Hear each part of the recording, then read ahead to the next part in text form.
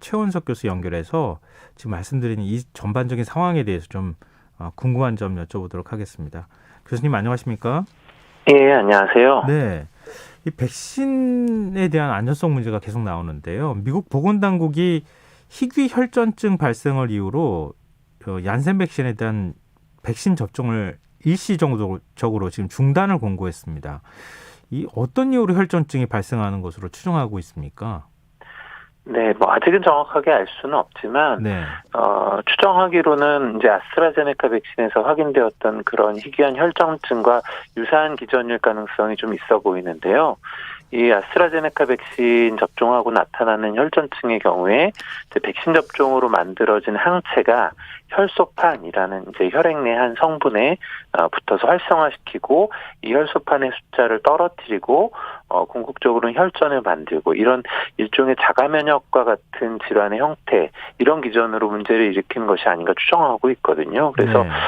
유사한 기전이지 않을까 하고 추정하고 있습니다. 그럼 아스트라제네카 백신하고 어떤 공통점이 있는 겁니까? 지금 얀센 백신이? 네, 이제 두 가지 백신 모두 아데노바이러스라는 걸 매개체, 벡터로 사용하는 백신인데요. 네. 아데노바이러스를 벡터로 쓰긴 하지만 두 백신에 사용된 아데노바이러스가 동일한 것은 아닙니다. 그러니까 이제 아스트라제네카 백신의 경우에는 침팬지 유래한 아데노바이러스이고요. 얀센의 백신은 사람에서 유래한 아데노바이러스 26번을 사용하고 있거든요. 그렇지만 일단 공통적으로 아데노바이러스라는 것을 벡터로 쓰면서 이 희귀한 혈전 질환이 나타나고 있기 때문에 혹시 이러한 벡터가 이러한 질환의 발생에 영향을 주는 것은 아닌가 의심하는 시각이 좀 있습니다. 러시아가 개발한 스푸트니크 V라고 하는 백신, 이것도 같은 계열이라고 알고 있는데 혈전 부작용 사례는 아직 알려지지 않았어요. 이게 공개가 안 된 겁니까? 아니면은 스푸트니크 V는 이런 게 없는 겁니까? 네, 사실은 잘 모르죠. 지금 이제 벡터 백신, 바이러스 벡터 백신 두 가지가 문제를 일으키니까 이 아데노바이러스 벡터가 혹시 문제가 있는 것은 아닌가 의심하고 있긴 하지만 어떤 확정적인 근거가 있다고 말하기는 어렵거든요. 지금 스푸트니크 V 백신의 경우에는 말씀해 주신 것처럼 이제 희귀한 혈전 부작용 사례가 별로 알려지지는 않았는데요. 이제 이 백신이 좀 다른 것일 수도 있지만 또 다른 한편으로는 이 백신의 경우에는 뭐 미국이나 유럽처럼 이런 이상 반응의 사례에 대한 정보 수집이 좀 잘 되는 곳 이런 곳에서 쓰이지는 않았었거든요. 그래서 실제로 발생하지 않은 것일 수도 있고 보고가 되지 않아서 아직은 확인되지 않은 것일 가능성이 있습니다. 또 뭐 중국의 칸시노바이오에서 만드는 백신도 아데노바이러스를 벡터로 하는 백신인데요. 이 백신도 혈전 부작용 사례가 아직 그렇게 알려지고 있지는 않은데 이 백신도 마찬가지로 주로 중국 위주로 사용이 되고 있기 때문에 실제로 발생하지 않은 것인지 정보가 수집되지 않은 것인지 아직은 판단하기는 좀 어려워 보입니다. 네, 미국 보건당국은 얀센 백신과 관련해서 접종 중단을 권고하면서도 잠정적인 조치라는 점을 강조했어요. 이게 어느 정도 위험도에 대한 평가가 진행이 됐다 이렇게 봐야 되는 겁니까? 네, 일단은 뭐 마찬가지로 인과관계에 대한 평가, 위험성에 대한 평가가 좀 있어야 하니까 아직 그런 게 확정되지 않은 상태에서 예방적으로 먼저 조치를 취하겠다. 또 다른 백신으로 이제 접종 사업이 계속 이어지는 게 크게 문제가 없어 보이는 상황이기 때문에 그런 식으로 이야기를 한 것 같고요. 지금 우리가 갖고 있는 정보는 좀 제한적이라서 결국 미국에서 조사하고 평가한 결과를 저희도 참고할 수밖에 없는데 미국에서 알려진 바로는 680만 건의 접종이 이루어졌고 6건 정도의 희귀하고 심각한 혈전이 발생했다. 그리고 이상 반응이 생겼던 연령이 주로 18에서 48세. 유럽처럼 마찬가지로 상대적으로 좀 젊은 연령이었고 접종하고 한 2주 내외 정도의 시점에 발생했다. 이제 이런 식으로 지금 알려지고 있어요. 그래서 지금 발생률로 보면 유럽에서 아스트라제네카 백신에 대한 혈전증에 대해서 조사했었던 사례보다는 혈전증의 발생률은 비슷하거나 조금 낮은 사례이지 않을까 생각은 하는데요. 네. 일단 미국의 예방종 전문위원회에서 이제 아마 미국 시간으로 4월 14일에 회의를 열고 사례 검토를 하겠다고 했거든요. 그래서 그 결과를 저희도 좀 봐야 할 것 같습니다. 얀센 백신은 한 번만 접종해도 된다. 그래서 많은 사람들이 관심을 좀 가졌던 측면이 있거든요. 더군다나 국내에 백신 600만 명분을 공급하기로 계약을 맺었다고 해서 빨리 좀 들어왔으면 좋겠다. 이렇게 제 주변 사람도 그렇게 얘기를 하는 걸 제가 들은 게 있는데요. 지금 이렇게 안전성 논란이 제기가 됐을 때 지금 아스트라제네카의 경우에도 30세 이하는 접종을 지금 안 하고 있는 거 아닙니까? 근데 이런 것처럼 뭔가 제한이 된다거나 좀 도입을 하더라도 제대로 접종 못하는 사태가 벌어질 가능성 어떻게 보십니까? 네, 뭐 최악의 상황이라면 말씀해 주셨던 접종이 어려워지는 상황도 생각은 할 수는 있는데요. 지금 일단 말씀드렸던 것처럼 우리나라에서의 정보는 제한적이기 때문에 미국에서의 조사하고 평가한 결과를 먼저 봐야 되거든요. 그래서 거기에서 인과관계가 어떠한가, 또 우리가 추정하는 것처럼 아스트라제네카의 백신과 유사한 기전으로 이런 문제가 생기는 것인가, 또 이제 발생한 위험도나 예후, 이런 질환을 경험했던 분들의 상태가 어떠한가, 이런 것을 보아야 우리가 이 백신을 쓸 수 있는가, 또는 이제 썼을 때 어떠한 제한을 가지고 쓸 수 있는가를 판단할 수 있지 않을까 싶습니다. 지금 백신 수급이 불안정한 상황에서 지금 연이어 이런 문제들이 계속 생기는 거 아닙니까? 그럼 이렇게 되면 11월 집단 면역을 형성하는 정부의 목표 달성하기 어려워지는 거 아니냐, 이런 의견도 나오는데 이 부분에 대해서는 어떻게 보세요? 네, 사실 지금 이제 앞쪽에서 여러 가지 백신의 공급이나 안전성의 이슈로 인한 수용성, 이런 문제 때문에 좀 녹록지 않아 보이는 것이 사실이긴 하죠. 네. 다만 이제 올해 겨울 이전에 가능한 백신 접종률을 최대한 끌어올리는 건 필요한 상황이거든요. 또 유행이 추워지는 상황이 되면 더 커질 위험이 당연히 있기 때문에 그렇고요.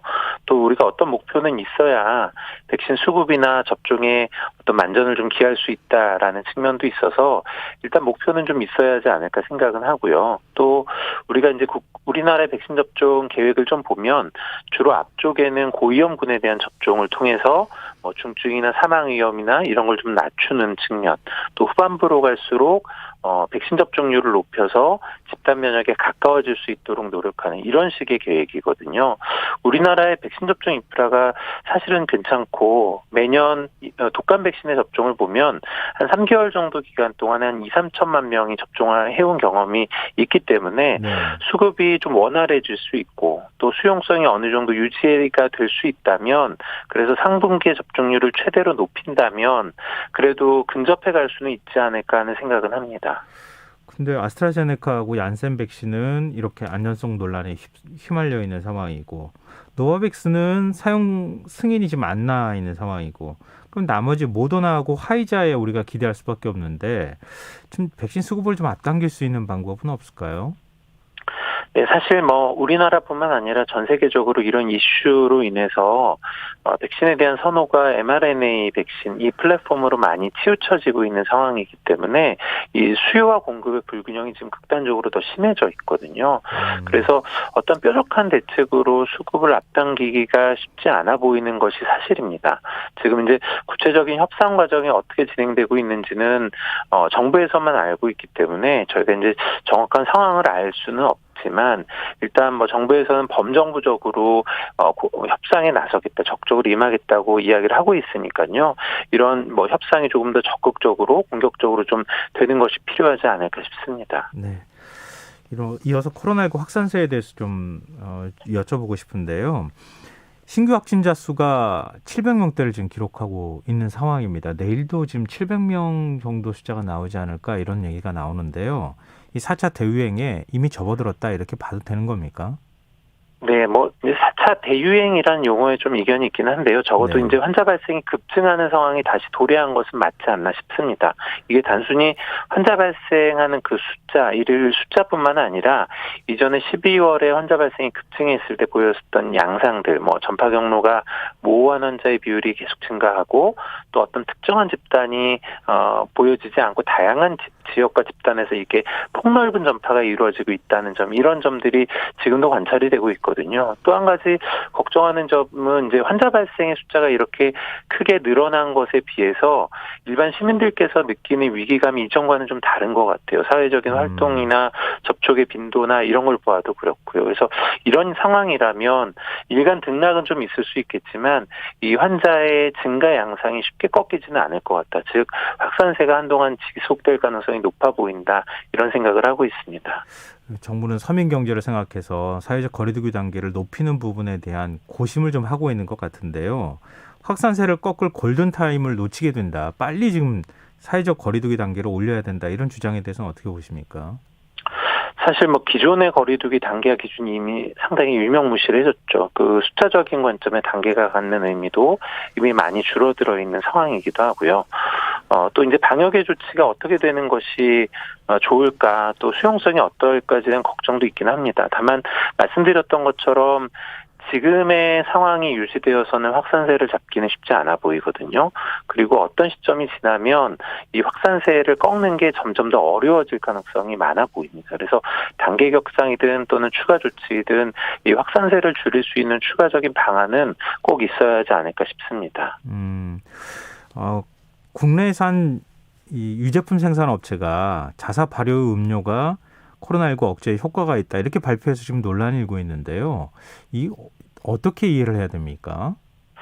네, 사실 저도 이제 언론에 나오는 소식을 보고 좀 당황했었는데, 이게 이제 결국은 실험실적인 조건, 실험의 환경에서 효과가 있었다는 의미거든요. 네. 이것이 실제 환자에게 사용해서 어떻다는 결과가 전혀 아니기 때문에 이 결과로 이것이 이 식품이 치료제나 예방할 수 있는 제재로 의미를 갖는다. 이렇게 말하는 건 좀 어렵습니다. 그래서 뭐 이런 실험의 결과는 인정할 수는 있겠지만 이것을 사람에게 바로 적용해서 이걸 치료제나 예방적 제품으로 쓸 수 있다라고 말하는 주장은 믿어서는 안 될 것 같습니다. 그러면은 검증이 안 된 것이다.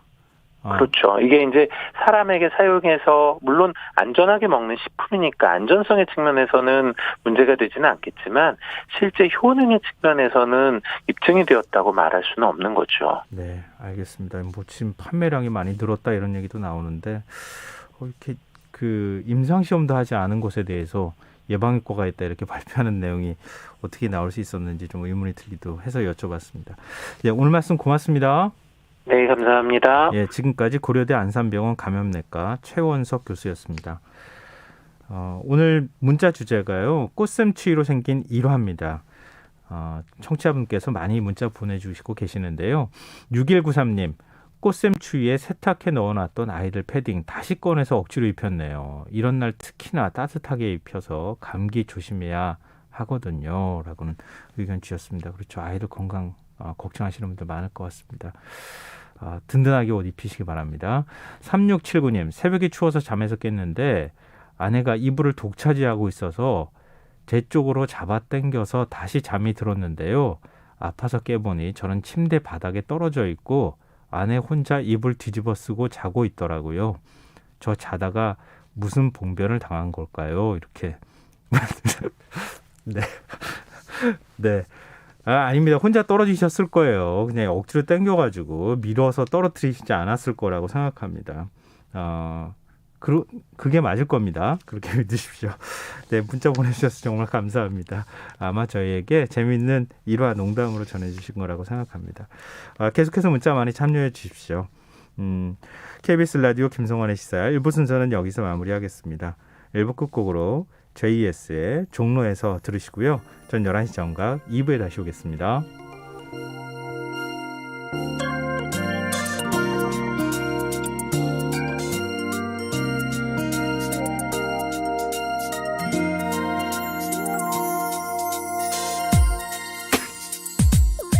그렇게 떠나야만 했던 시간 속에서 너를 보내기는 정말 싫었어. 돌아서는 너의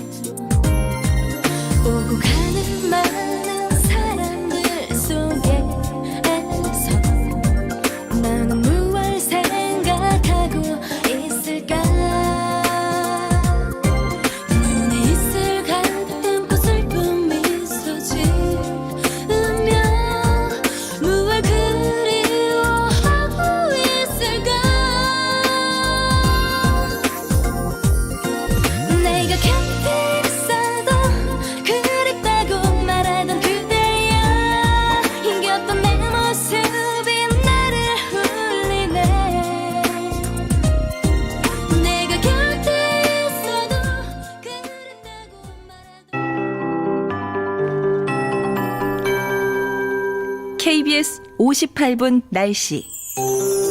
오늘 서울지방의 아침 최저기온 3.1도로 평년보다 4.5도가 낮았고 파주는 영하 0.5도, 철원 영하 0.3도, 설악산은 영하 7.8도까지 내려갔습니다. 내일 아침까지도 대부분 내륙 지역과 산지 영하로 내려가면서 서리가 내리고 얼음이 온 곳이 많겠습니다. 낮부터는 기온이 오늘보다 2도에서 많게는 5도가량이 더 올라 한파특보는 모두 해제될 것으로 예상입니다. 내일 동해상에서 동진하는 고기압의 영향을 받겠습니다. 전국이 대체로 맑겠지만 낮 동안에는 가끔 구름 많이 끼겠습니다. 모레는 새벽부터 오후 사이에 전국적으로 가끔 비가 내리겠고 토요일에는 오후에 수도권과 강원 영서 지방에서 소나기가 내리는 곳이 있겠습니다. 일요일은 대체로 맑겠습니다. 내일 아침 기온 세종 2도, 광주 4도, 서울 6도, 부산 7도가 예상됩니다. 아침까지 내륙 지역 중심으로 안개가 낀 곳이 있겠고 특히 강원도 산지는 안개가 더 짙게 끼겠습니다. 낮 최고기온 인천 15도, 부산, 울산, 제주 17도, 서울, 세종, 대구 18도, 대전, 광주 19도 등 전국이 15도에서 19도로 오늘보다 높겠습니다. 미세먼지 농도는 좋음이나 보통으로 예상입니다. 서울지방 현재기온 7.7도, 습도 78%입니다. KBS 58분 날씨 전금배입니다.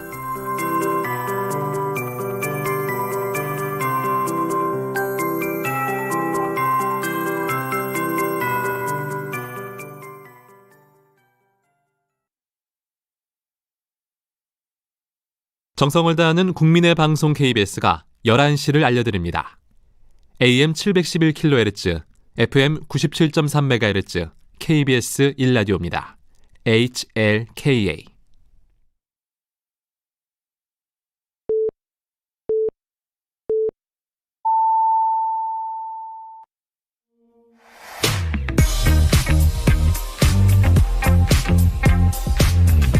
매일 밤 찾아오는 시사 이야기꾼 KBS 1라디오 김성환의 시사야.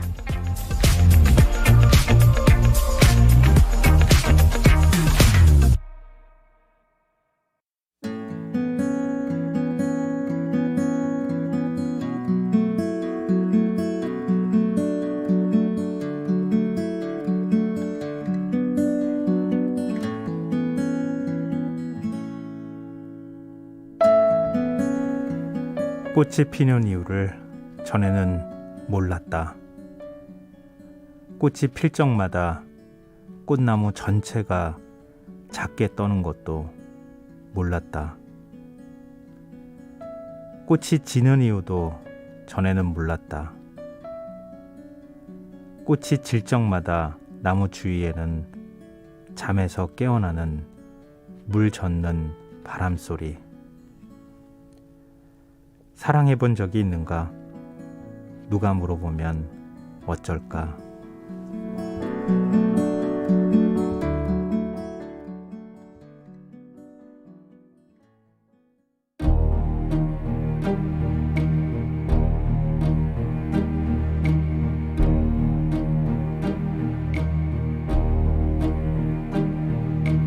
Who can say